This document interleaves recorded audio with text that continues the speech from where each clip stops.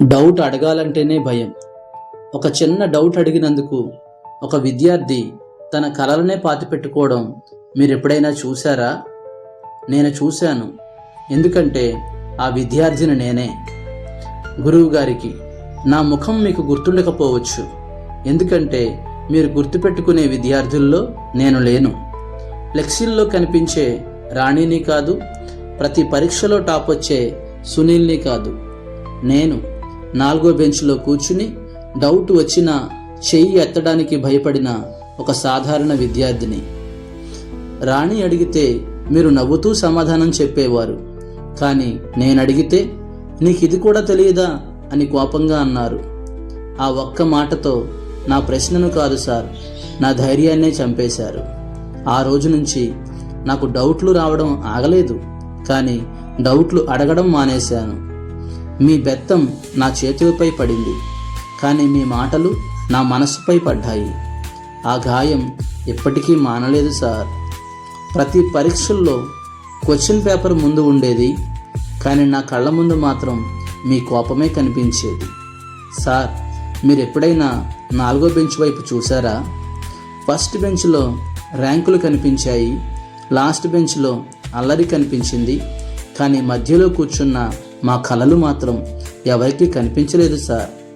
నేను కవితలు రాశాను, కథలు ఊహించాను, కానీ వాటికి మార్కులు లేవు కదా సార్. అందుకే అవి ఎవరికీ కనిపించలేదు. ఈ వ్యవస్థలో 100కి 100 తెచ్చుకున్న వాడిని అందరూ అభినందిస్తారు, కానీ 100 ప్రశ్నలు ఆలోచించేవాడిని ఎవరూ గుర్తించరు. నేను పరీక్షల్లో కాదు సార్, ఈ విద్యా వ్యవస్థ కొలిచే విధానంలో ఓడిపోయాను. కాలం గడిచింది, స్కూల్ ముగిసింది, ఫ్లెక్సీలు చిరిగిపోయాయి, ర్యాంకులు పాత వార్తలయ్యాయి, కానీ జీవితం ఇంకా తన పరీక్షను కొనసాగిస్తూనే ఉంది. సార్, ఒకప్పుడు మీరు క్లాస్లో నిలబెట్టి అభినందించి బయట ఫ్లెక్సీల్లో ఫోటోలు వేసి మరీ అభినందించిన ఆ రాణి, ఆ సునీల్ ఈరోజు నా దగ్గర ఉద్యోగాలు చేస్తున్నారు సార్. ఇది నా గొప్ప కోసం చెప్పట్లేదు. మార్కులు ఒక పరీక్ష ఫలితాన్ని మాత్రమే చెప్పగలవు, కానీ మనిషి భవిష్యత్తుని కాదు.